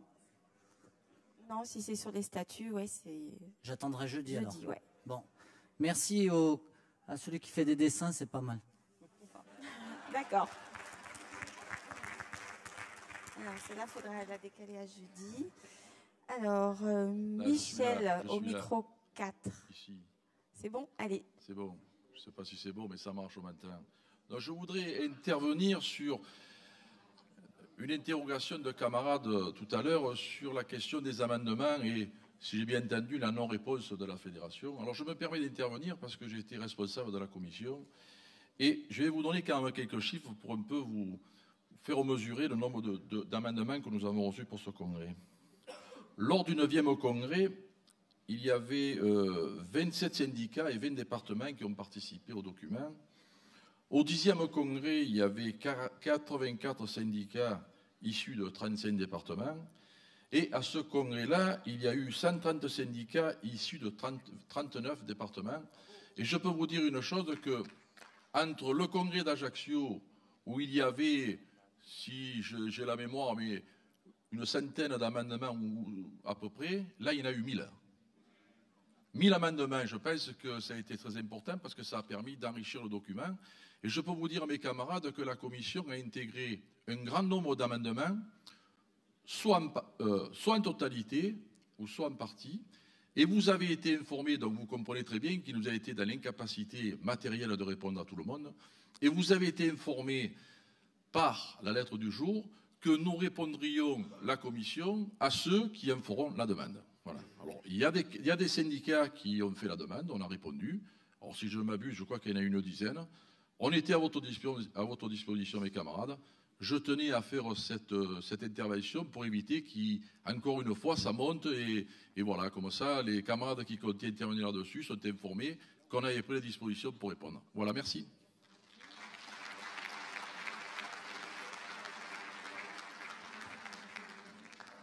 Alors, on a Nathalie Kern au micro 2 et se prépare Corduan-Catel au micro 4.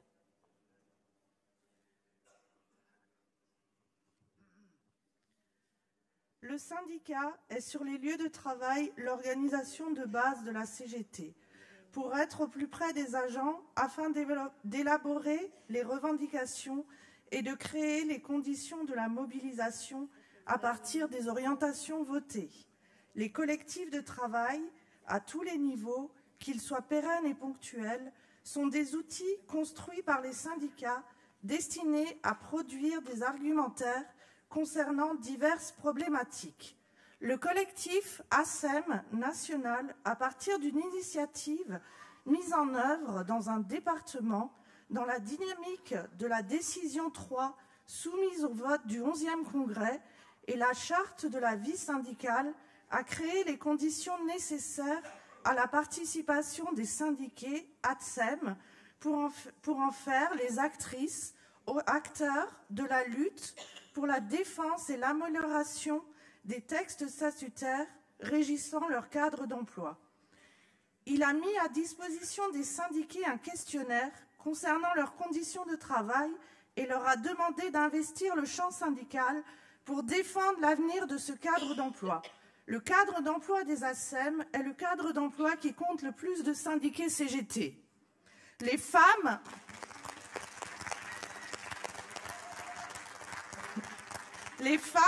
majoritaires dans ce cadre d'emploi comptent parmi nos militantes les plus actives. Plus de 2000 questionnaires ont été dépouillés.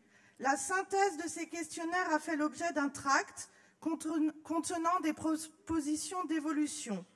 Aujourd'hui, nous espérons que la voie est ouverte au travail en commun avec la délégation du Conseil supérieur qui portera la revendication tant attendue par ces personnels qui seront complètement auteurs, acteurs et décideurs sur la question de leur carrière.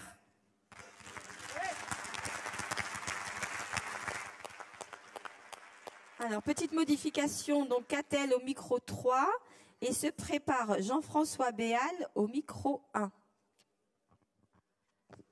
Donc, Catel Corduan du syndicat CGT du CNFPT. Donc, je m'exprime comme délégué au Congrès, bien que le syndicat ait mandaté son secrétaire général.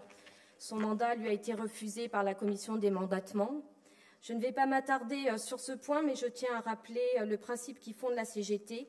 Le Congrès, c'est le Congrès des syndicats, et ce sont les syndicats qui mandatent les délégués et personne d'autre. Le syndicat du CNFPT, lorsqu'il a préparé le Congrès, a apprécié favorablement l'esprit général de lutte qui traverse le document d'orientation, esprit que nous avons retrouvé dans le discours du secrétaire général hier. Cependant, nous avons été souvent déçus que cet esprit ne soit pas concrétisé dans les décisions soumises au vote du Congrès. Aujourd'hui, pour développer un syndicalisme de lutte, nous sommes confrontés à plusieurs obstacles. En premier lieu, l'état d'urgence. Le camarade du Val-de-Marne l'a très bien exprimé ce matin. Nous avons une échéance le 2 décembre. Le CCN appelle ce jour-là à une journée d'action en soutien aux camarades d'Air France. Magali nous a appris qu'un préavis de grève a été déposé par la Fédération. Je suis membre de la direction de l'UD de Paris qui exige que le droit de se rassembler et de manifester constitue une priorité. C'est pourquoi je propose que le Congrès adopte une courte motion appelant à manifester le 2 décembre. Elle dirait « Indignés par la répression qui touche nos camarades d'Air France, Le Congrès appelle les syndicats de la Fédération à participer aux rassemblements et manifestations prévus le 2 décembre en soutien aux camarades d'Air France, en particulier devant le tribunal de Bobigny pour la levée de toutes les sanctions.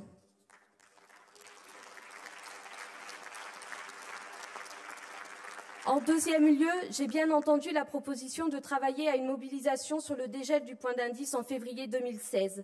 Mais au 1er janvier 2016, les métropoles et la fusion des régions seront effectives. Que fait-on? On a eu une journée d'études en septembre 2014 qui a débouché des mois après sur le 19 mai 2015 dont personne n'a parlé. Il y a urgence. C'est maintenant que, comme Congrès fédéral, nous pouvons appeler à l'organisation contre la mise en œuvre de la réforme territoriale en liant les revendications particulières dans les collectivités à l'exigence portée dans le document du Congrès d'abrogation de ces lois. On ne pourra pas attendre que la nouvelle CE élise un bureau fédéral. À Paris, la MGP, c'est au 1er janvier 2016. Et au niveau de l'Interpro, on en est encore à faire des journées d'études. On a besoin d'autre chose. La fédération doit être force de proposition, d'action, de lutte sur cet enjeu sur lequel l'impulsion confédérale est aujourd'hui une impulsion d'accompagnement de la réforme. Enfin, une autre échéance doit nous contraindre à agir sans attendre. C'est la mise en œuvre du PPCR. Quelles sont les échéances de sa mise en œuvre? Va-t-on aller discuter et de quoi? Les députés ont d'ores et déjà voté plusieurs mesures du PPCR dans le cadre du projet de loi de finances pour 2016, notamment la fin de l'avancement au minimum dans la fonction publique territoriale. Quelle réaction? Quelle lutte coordonnée nationalement engageons-nous immédiatement pour bloquer la mise en œuvre du PPCR? Ça pourrait être le premier combat syndical du mandat qui commence.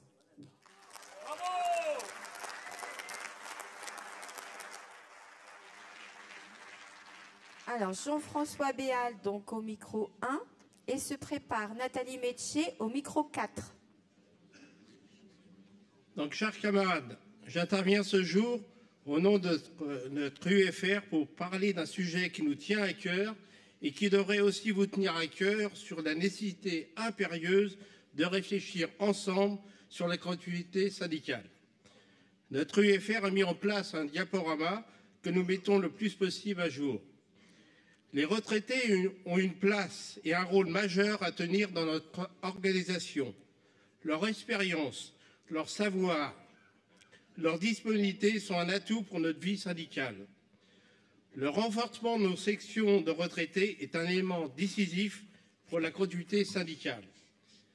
La période vécue en retraite est une part essentielle de la vie de tout être humain. Les retraités participent à la vie sociale et économique du pays. Être syndiqué en retraite, c'est continuer à défendre ses conditions de vie. Nous vivons une période exceptionnelle et jamais connue jusqu'alors. 4 générations se côtoient en masse. Les retraités actuellement représentent plus de 15 millions de la population. Ils seront 24 millions en 2060, soit un tiers de la population.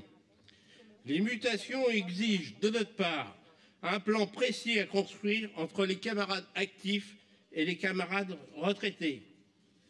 Connaissance de nos syndiqués proches du départ en retraite. Mise en œuvre du diaporama sur la continuité syndicale. Une réflexion nouvelle doit s'engager sur le rôle des retraités dans la société. Le rôle du syndicaliste retraité, c'est regagner une protection sociale répondant aux besoins de santé, retraite financée par les richesses créées dans les entreprises. C'est gagner les remboursements des soins médicaux à la hauteur des dépenses. Cette année, nous fêtons les 70 ans de la sécurité sociale. Le programme issu du CNR, mis en place par Ambroise Croizat, ministre du Travail, prévoyait la gratuité des soins médicaux, la gestion de la Sécu par les seuls représentants des salariés, le financement des cotisations calculées sur les salaires. Depuis 1991, mise en place de la CSG, la part des cotisations dans le financement de la Sécu est passée de 86,8% à 67,3%. La part de l'impôt incluant la CSG est passée de 4,9% à 28,6%. Le tous ensemble a permis de grands acquis en 1936, 1945, 1968, etc. Chaque fois que le nombre de syndiqués a été important, les acquis ont été nombreux. 1936, avec le Front populaire, congés payés, semaine de 40 heures, 7 à 15% d'augmentation de salaire. 1945, suite au Conseil national de la résistance, mise en œuvre de la sécurité sociale, convention collective, comité d'entreprise. 1968, augmentation de 35% du SMIC, droits syndicaux dans les entreprises. Dans toutes ces années, la CGT a compté plus de 5 millions d'adhérents. Depuis, avec la baisse du nombre d'adhérents, nous mettons que des luttes de résistance. 1995 contre le plan Juppé, 2010-2014 contre la réforme des retraites. Il nous faut construire une CGT intergénérationnelle pour répondre aux besoins de chacun, pour combattre les inégalités, pour que tous accèdent à une vie décente et digne. C'est tout cela que j'étais chargé de vous dire au nom de notre UFR, en vous précisant que le diaporama et le document synthétique que nous avons créé doit être présenté dans chaque CSD, chaque CFR en direction des futurs retraités. Les camarades de notre commission nationale, nos référents restent disponibles pour travailler ensemble, actifs et retraités, sur l'intérêt de rester syndiqués à la retraite, sachant qu'actuellement 2 syndiqués sur 10 sont syndiqués à la retraite. L'avenir de CGT passera obligatoirement sur cette réflexion sur le fond. Merci.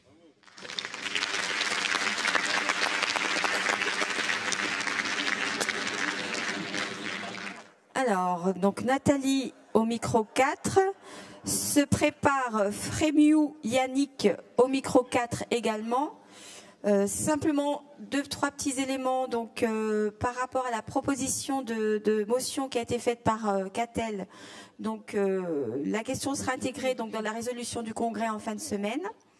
Et sur la question des ADSEM, donc de la part de la camarade Nathalie Kern. Donc il y a un 4 pages fédéral donc qui va sortir la semaine prochaine sur les ADSEM. 4 pages où va aborder effectivement la problématique du passage en catégorie B. Nathalie.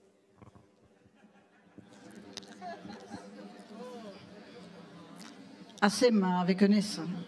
Donc Nathalie Métier, donc membre sortante de la direction fédérale et ASEM aussi en rajouté. Je voulais développer sur, vous pouvez parce qu'on n'est pas nombreuses, mais je voulais développer sur PPCR pour vous rappeler un peu quand même comment s'est passée la consultation des agents et dire que pour d'habitude on consulte souvent sur des thèmes. Là sur PPCR on a consulté l'ensemble des syndicats et on a eu énormément de remontées. Les syndicats se sont investis de ce protocole, de ce projet de protocole et ont vraiment répondu en masse. Et à ce titre-là je voulais remercier tous les syndicats qui ont répondu, qui ont pris le temps de discuter avec les syndiqués du contenu et qui l'ont renvoyé à la Fédé. Donc un grand merci pour eux, de montrer que ça marche aussi quand on consulte en direct. Pour continuer sur PPCR, j'entends ce que disent certains camarades sur le fait que la CGT ne devrait pas participer maintenant. Alors pour rappel quand même, le branchu proposait que seuls les signataires dont nous ne faisons pas partie puissent se mettre autour de la table et discuter. La CGT ne peut pas être d'accord avec ça, sachant en plus que ce sont des syndicats qui ne sont pas majoritaires qui ont voté ce PPCR, qui n'aurait jamais dû être mis en place. C'était le fameux 49.3 du gouvernement. À ce titre-là, on ne peut pas ne pas participer et ne pas être porteur de la réflexion des salariés et de notre position. Y aller pour rappeler qu'on n'est pas d'accord, y aller pour rappeler aussi ce que les autres vont dire sur tous les mauvais coups qui seront portés, c'est une nécessité. Ensuite, juste pour la parenthèse, par rapport à ce qu'a dit ma camarade 2 tours avant sur le mandat du secrétaire général du CNFPT, qui n'a pas été reçu comme délégué. Je rappelle aux syndicats du CNFPT que les règles sont les mêmes pour tous les syndicats de la fédération. Il y a une proposition, ils avaient proposé, ils n'avaient pas été retenus et pas proposés par leur département. Sur ce, exceptionnellement, on a quand même proposé un mandat supplémentaire pour le CNFPT qu'ils ont accepté puisqu'ils sont là. Et en plus, on a invité, à qualité d'invité, par rapport au mauvais coup qui était porté sur le CNFPT, le secrétaire général. Je pense que la fédération a fait plus pour ce syndicat qu'elle fait souvent pour beaucoup d'autres.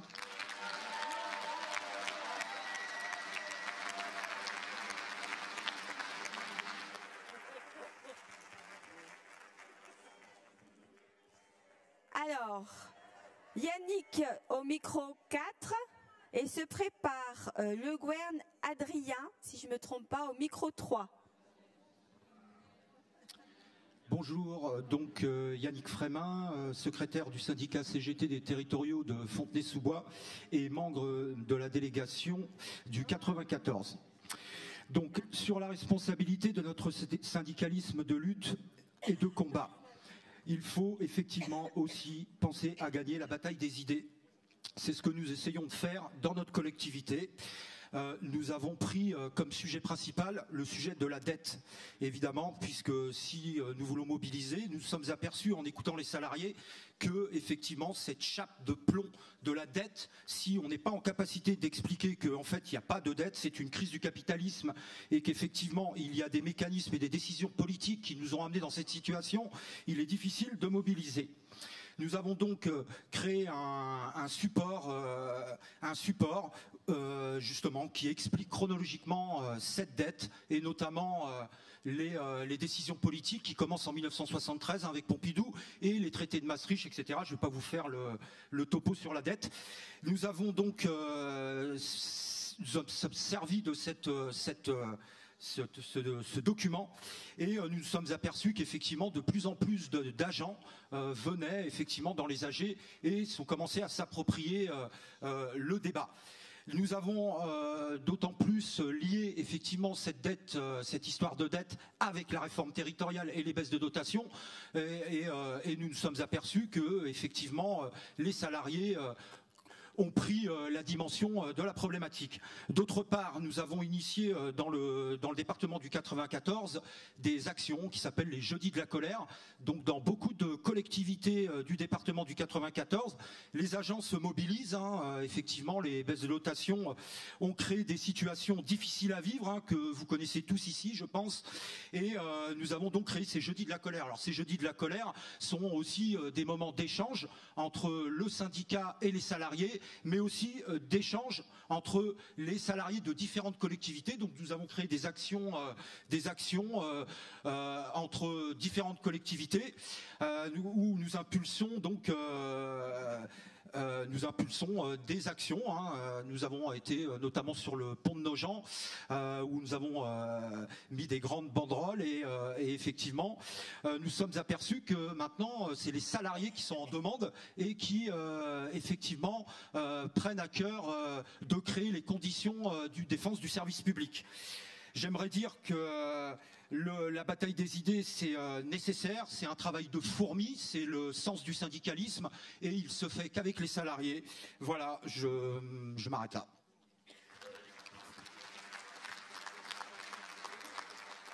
Alors, Adrien, donc au micro 3, et se prépare Jésus de Carlos au micro 3 également. Vas-y. Oui, alors c'est pas Adrien, c'est Audren. D'accord, bah, écoutez, excuse-moi, mais l'écriture était un petit peu difficile à lire. C'est pas grave. Bonsoir à toutes et à tous. Donc, Audren Le Guern, jeune syndiqué depuis 2009 et actif militant depuis environ 7 mois.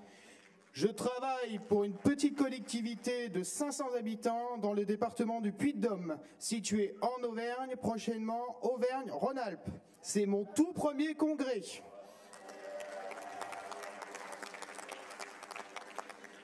Je suis syndiqué au syndicat des individuels et je viens ici vous interpeller sur les questionnements d'une de nos sections dont le secteur d'activité principal est le maintien à domicile des personnes âgées. Cela concerne un arrêt de la Cour de justice de l'Union européenne du 10 septembre 2015. Cet arrêt considère que les temps de trajet des salariés itinérants doivent être qualifiés comme du temps de travail effectif. La collectivité du syndicat intercommunal d'aide à domicile, SIAD, de Rion-Limagne, où est implantée notre section, vient de prendre des dispositions concernant cet arrêt et a choisi de communiquer aux agents par le biais d'une note de service, sans discussion au préalable avec les représentants syndicaux locaux. En effet, après avoir rappelé que son équilibre financier était plus que fragile, la collectivité se propose de répondre à cette injonction par un forfait de 2 heures et de rémunération mensuelle pour un agent à temps plein, forfait proratisé pour les autres. Ce qui est une réponse pitoyable compte tenu du temps de déplacement réel et du temps des interventions vacations, où les agents sont malgré tout à la disposition de l'employeur. Sans compter le harcèlement subi concernant les heures considérées comme non faites, Le temps de pause non choisi ne sont pas comptés dans l'escarcelle de la pointeuse. La collectivité a bien conscience de ne pas respecter le droit social créé par cet arrêté, allant jusqu'à pratiquer le chantage à l'emploi, et je cite, « Si vous allez en justice, vous gagnerez, mais ce sera la mort annoncée de la collectivité. » En parallèle, comment notre fédération, et à travers elle, toute la CGT, puisque cela concerne au moins 4 fédérations, le commerce, les organismes sociaux, la santé et les services publics, peut obliger à l'État à transcrire ces dispositions européennes dans le droit national et qu'elles s'imposent aux employeurs au bénéfice de leurs fonctionnaires et salariés. Merci.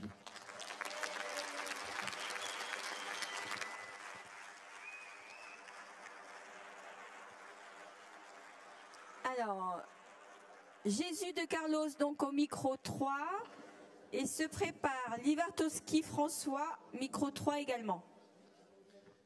Oui, alors sur la question de emploi, retraite, salaire, triptyque très important pour la CGT en termes de lutte revendicative, je voudrais répondre à la question tout à l'heure sur comment on s'attaque à PPCR et comment on demande un socle de droit de rémunération plus important.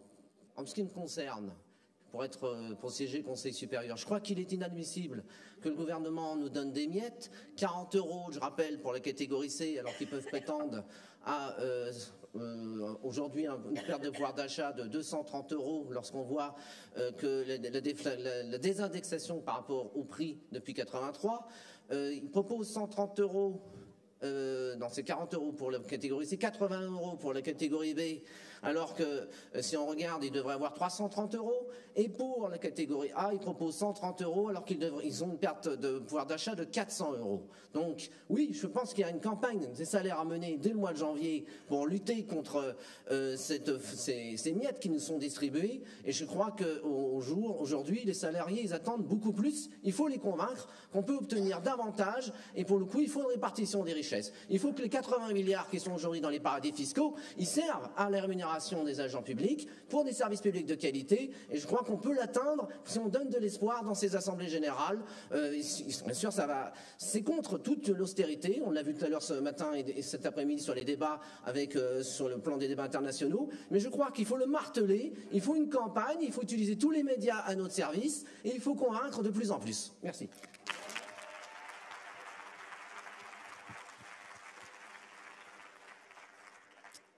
Alors François au micro 3 et se prépare Pèse Marine, micro 3 également.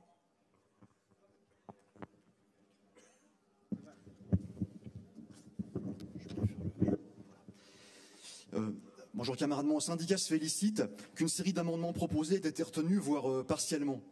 Néanmoins, on souhaiterait attirer l'attention sur des amendements qui n'ont pas été pris en compte. Il apparaît que quelques grandes questions n'ont pas été tranchées par la discussion préparatoire. Et c'est dans ce cadre que se fonde mon intervention. Avant d'en venir aux conclusions de la conférence de défense des offices de l'habitat concernés par la métropole du Grand Paris, il y a tout d'abord la question des corps communs aux 3 versants, formule retenue dans la décision 3, page 11 du document. Notre amendement demandait la suppression de cette demande de corps communs. Il nous semble que l'on ne peut plus appréhender cette question de la même manière avant et après notre refus de signer PPCR. Ce refus nous semblait au contraire légitimer notre amendement parce que cette formule était un des piliers de PPCR, que notre fédération a refusé de signer à juste titre. J'attire vraiment l'attention des camarades sur cette contradiction. Derrière le camouflage d'une augmentation, par ailleurs très limitée, Jésus vient revenir dessus, pour certains, PPCR, c'est une attaque frontale contre le statut avec l'introduction de corps transversaux qui vont impacter tout le monde. Et c'est la raison pour laquelle je me permets cette remarque sur la décision 3. Je sais qu'il ne peut plus y avoir d'amendement, mais il avait été indiqué, on a été quelques-uns à s'en rappeler dans un CNF, que le Congrès pourrait revenir sur des grandes questions qui n'auront pas été tranchées par le débat préparatoire. Et il me semble qu'il s'agit là d'une des grandes questions non tranchées. Je pense que la formule écrite dans la décision 3, j'attire vraiment l'attention des camarades là-dessus, est dangereuse parce qu'ambiguë et contradictoire. Nous avions demandé la suppression du paragraphe 83 qui défendait la création de corps transversaux, ce qui a été acté, et je m'en félicite, qui utilisait également la notion de logique de complémentarité entre les fonctions publiques. La demande des corps transversaux a été supprimée, mais on continue de demander des corps communs, ce qui s'apparente à la proposition précédente. On souhaiterait donc que cette formulation soit supprimée et qu'elle soit reversée au débat général de notre fédération. J'en parlais en introduction de mon propos. La discussion sur la conférence des OPH s'est rapidement structurée autour de la question de la défense des acquis. En effet, dans la période actuelle, on aurait besoin de réaffirmer par écrit l'exigence du maintien de tous nos acquis. Il me semble qu'aujourd'hui, il n'y a rien de plus révolutionnaire pour nous que d'exiger la défense de tous nos acquis, de nos régimes indemnitaires, des jours de congé et de RTT, le maintien des emplois sur place, aucune suppression de postes, aucune mobilité forcée. Autant de revendications qui sont de nature à unifier nos luttes et qui simplement et pratiquement remettent en cause tous les plans de démantèlement que nous subissons actuellement. Il me semble que la décision 3 devrait intégrer explicitement cette notion-là, ou en tout cas l'appel qui sera issu du Congrès. Merci.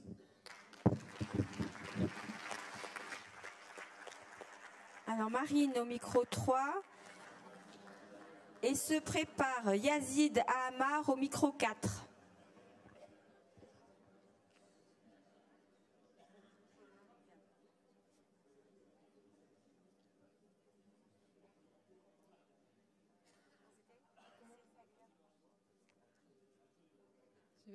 Donc, Marine Pez de la délégation du syndicat de l'Essonne 91.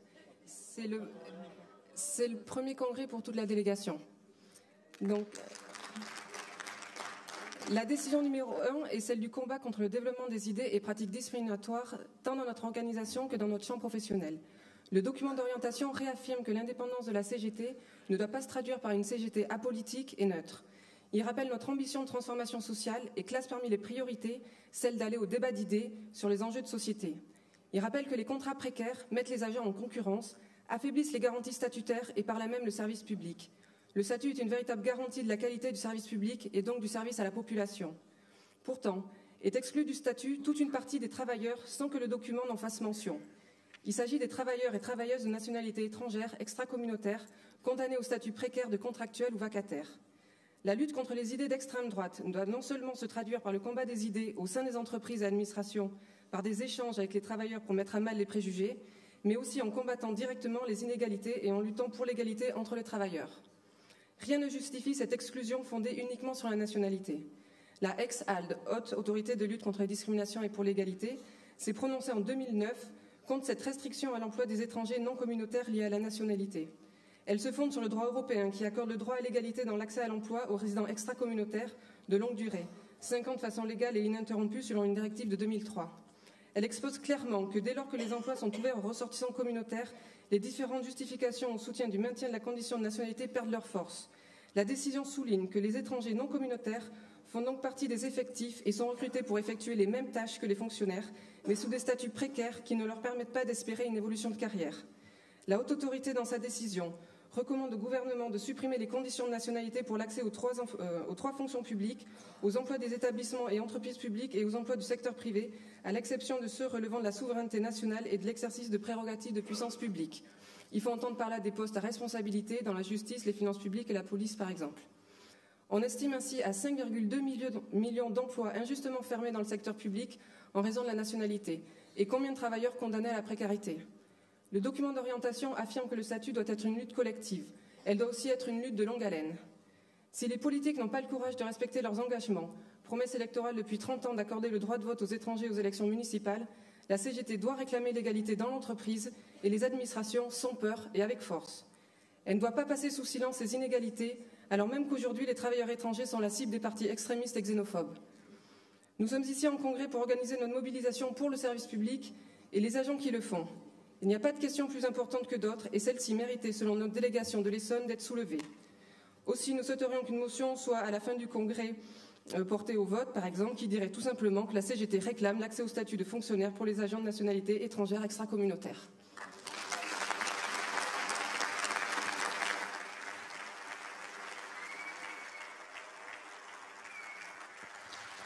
Alors, Amar au micro 4 et HRV pour le micro 2. Vas-y. Merci. Donc Amar du Conseil départemental des Hauts-de-Seine. Ce n'est pas mon premier congrès, je fus jeune un jour et je serai très certainement vieux, donc je tenterai de rester dans les 3 minutes. Mes camarades, aujourd'hui le parti d'extrême droite n'est plus une force qui conteste les partis de gouvernement depuis la marge. Il a changé de statut et apparaît aux yeux d'un nombre croissant d'électeurs et donc de salariés comme un acteur politique légitime et parfois même le seul véritablement apte à porter l'expression de leur mécontentement. Le Front National s'implante désormais auprès de nouvelles professions, y compris la fonction publique, dans le monde associatif, auprès des adhérents et militants syndicaux, dans la vie culturelle. On ne peut faire mine d'ignorer l'ébranlement que constitue ce nouvel état de fait dans la vie politique française. Pire, la progression annoncée du FN semble se faire dans l'indifférence ou le fatalisme, comme si tout avait déjà été fait ou dit en vain pour éviter la vague bleu marine. Aujourd'hui, malheureusement, il faut que les gens réalisent. Tant que nous n'aurons pas analysé les vraies raisons de la montée du FN et mis en place une politique de répartition des richesses différente de celle d'aujourd'hui, et c'est pas demain la veille, tel que c'est parti, le Front National inéluctablement est appelé à prendre le pouvoir. Tout ce qu'on peut faire, c'est repousser l'échéance, et je ne peux m'y contraindre. Il faut le rappeler, la base première du fascisme, contrairement à ce qu'on pense souvent, ce n'est pas le racisme, mais bien la collaboration de classe. Si les liens politiques entre la droite, une certaine gauche et le FN peuvent exister, c'est parce que tous partagent les mêmes références idéologiques et économiques. C'est parce que tous défendent le capital contre le travail. Cette situation...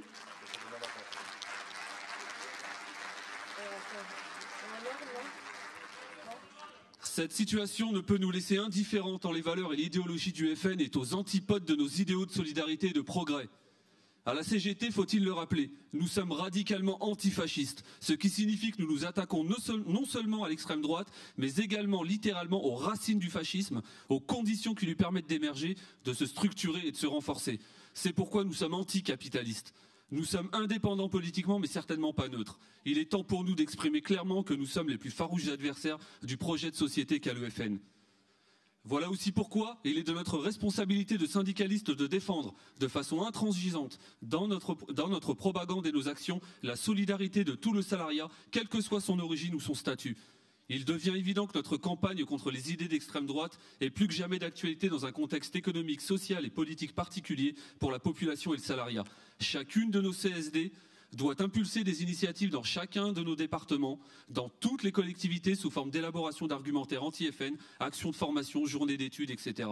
C'est le sens d'une partie de la décision 1 de notre document d'orientation, ce qui démontre bien que c'est pour nous une priorité. Cela est bien vrai, la CGT n'a jamais refusé le combat. En 40, alors que les fascistes collaboraient, nos camarades ont démontré dans le maquis que le patriotisme n'appartenait pas aux chemises brunes. Aujourd'hui, notre combat est de faire barrage au fascisme et j'ai toute confiance en chacun et en chacune d'entre vous. J'ai dépassé les 3 minutes, donc je vais rapidement aller à la conclusion, je suis désolé. J'ai promis à des camarades de l'autre côté de la Méditerranée que je reprendrai leur cri de guerre. Voilà, sachez que je reprends donc cette locution kabyle qui a été utilisée lors du Printemps Noir en 2001. Pour ce peuple qui lutte et qui lutte encore pour la reconnaissance de sa reconnaissance et son existence, pendant qu'en face, les forces de l'ordre tiraient à balles réelles. À ce moment-là, la CGT a été une des premières organisations à s'élever contre cela. J'ai le souvenir de camarades qui ont accueilli à l'époque des blessés venus se faire soigner ici, et nous ne pouvons que saluer d'avoir mis en application nos valeurs internationalistes de fraternité. Permettez-moi donc de reprendre à notre compte ce cri de liberté, cet avertissement que je lance au FN. Je vous fais la traduction quand même, ce serait sympa. Aujourd'hui, demain, nous sommes et nous serons là, plutôt brisés que pliés. Merci les camarades et vive la CGT.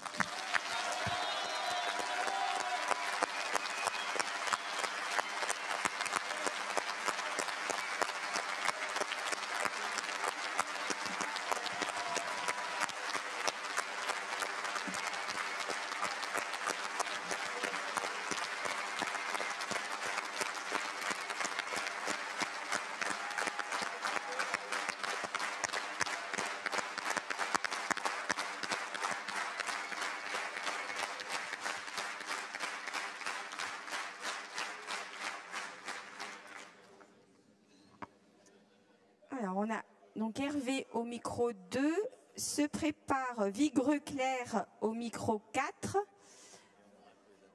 Et on arrêtera pour cet après-midi les interventions. Par contre, vous ne partez pas tout de suite, j'ai encore quelques informations à vous donner avant. Vas-y Hervé. Bonjour à tous. J'interviens au nom du syndicat CGT Alcéane. Déclaration du syndicat. Chers camarades, le syndicat CGT d'Alcéane, Office public de l'habitat de la communauté d'agglomération havraise, souhaite interpeller le Congrès fédéral sur la place du logement social au sein de notre fédération. Nous pensons que la fédération ne laisse pas assez de place dans les instances de la CGT au débat de la problématique du logement social. Lors des différentes réunions statutaires, CSD, CFR, CNF, les camarades des syndicats CGT participent à ces instances, ne souhaitent plus revenir. Les discussions sont essentiellement sur les CAP et les CT, afin que ces deux instances n'existent plus depuis le décret de privatisation du logement social, qui sont remplacés par les DP, délégués du personnel, et CE, comité d'entreprise, au sein des offices. À ce jour, 45 000 salariés travaillent dans le secteur du logement social, dont environ 18 000 fonctionnaires. Depuis le décret 2007, les effectifs des agents territoriaux sont en forte diminution et nous savons qu'aucune embauche de fonctionnaires n'aura lieu. Dans notre cas, à Alcéane, de 350 agents fonctionnaires ou assimilés en 2007, nous sommes passés à 92 agents publics en 2015. Plus de 20 offices ont disparu depuis la publication du décret de privatisation du logement social, du fait de la fusion entre l'office ou de l'absorption des ECH, entreprises sociales de l'habitat. Une pression est mise sur les agents pour qu'ils changent de statut, passant du public au privé. J'y ai le droit. C'est l'abandon pur et simple du service public dans le secteur du logement social. Suite aux différentes réformes territoriales du gouvernement socialiste, les offices vont simplement disparaître. À partir du 1er janvier 2015, les offices municipaux doivent fusionner avec les communautés d'agglomération. Au 1er janvier 2016, mise en place des métropoles et fusion des offices se trouvant dans leur périmètre. Bientôt, en 2020, ce sera au tour des offices départementaux. Devant cet état des lieux catastrophique pour les salariés et les agents de ce secteur, nous devons donc mobiliser l'ensemble des forces de la CGT dans le cadre interprofessionnel et professionnel pour aider les salariés à ce secteur. Encore une fois, on livre au secteur marchand les missions du service public au risque de précariser davantage les populations les plus fragiles. La fédération doit donc réaffirmer les poursuites du combat pour la création du service public national du logement. Le Congrès décide de porter à chaque instance, CGT, CSD, CFR, CNF, la question du logement social, de nommer dans chaque CSD un camarade chargé des questions du logement et de lui donner les moyens financiers de mener la bataille du logement, d'inviter à chaque CNF 2 camarades du collectif national logement. Merci et vive la CGT, vive le 11e Congrès.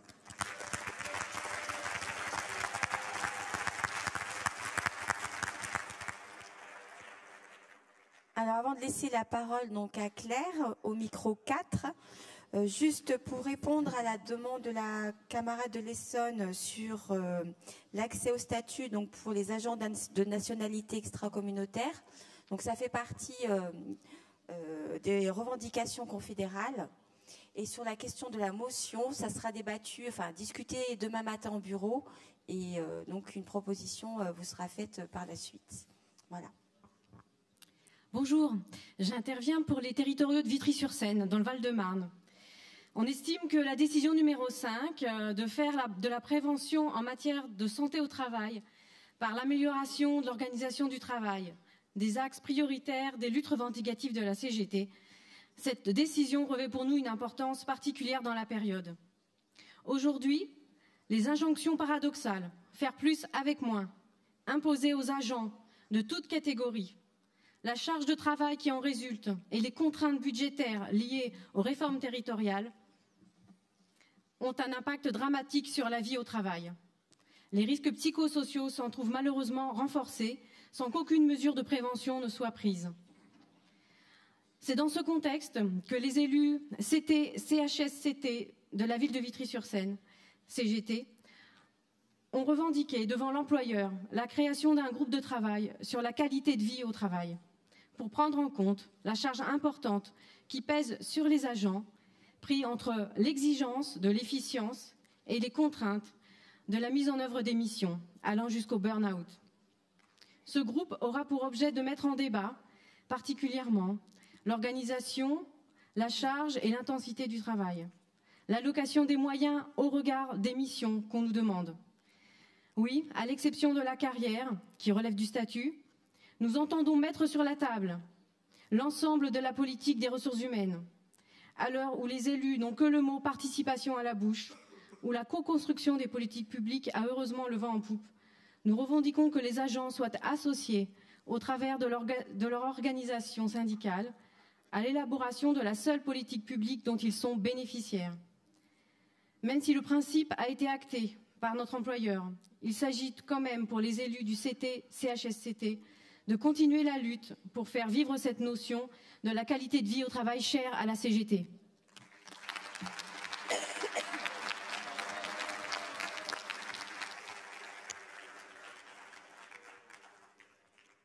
Alors encore une petite annonce, donc on a notre camarade Cindy Allard qui a perdu donc son iPhone ce matin dans la salle. Donc si jamais voilà, quelqu'un l'a trouvé, priez de nous le remettre. Alors on a 2 votes sur les présidences de séance pour demain, donc 2 votes à main levée à faire. Avant, je vous rappelle que l'initiative santé-travail, donc c'est tout à l'heure là dans cette salle, qui a la soirée donc à 20h, la soirée donc Michou chante Renaud, voilà, et la rencontre débat avec les partenaires donc sur le thème de la protection sociale complémentaire. Donc c'est demain à 12h30 et les inscriptions donc se font par le petit coupon à remettre à l'accueil. Sur la présidence de séance pour demain matin, donc on vous propose comme président de séance Jean-François Lair et comme assesseur Marie Truptil et Jawad Majoubi. Alors, qui est contre?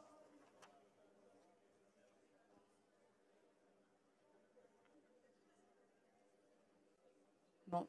Qui s'abstient? Donc,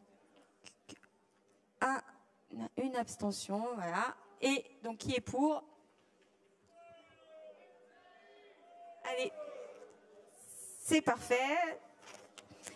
Et la présidence donc de demain après-midi, donc la proposition pour le président est Didier Frabolo et comme assesseur Isabelle Rica et Freddy Bergeron.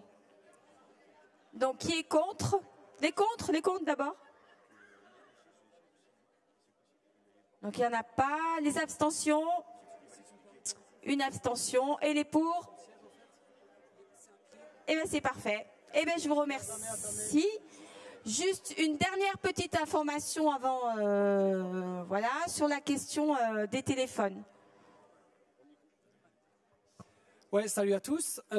Par rapport aux portables qui ont pu être perdus, ou alors au dossier ou au stylo, vous êtes assis sur des fauteuils de cinéma, et en fait, ces fauteuils, à partir du moment où vous remettez le dossier en l'air, il est possible que vos objets tombent à l'intérieur. Il y a un caisson, en fait.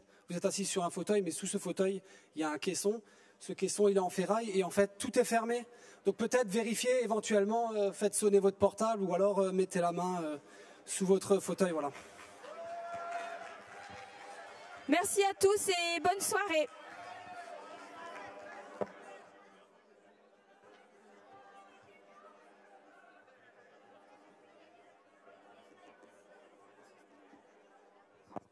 Et n'oubliez pas, micro. Et n'oubliez pas de revenir pour le débat sur la santé au travail. On n'a qu'une vingtaine d'inscriptions. Ça commence dans 5 minutes. Juste le temps, peut-être, de passer aux toilettes.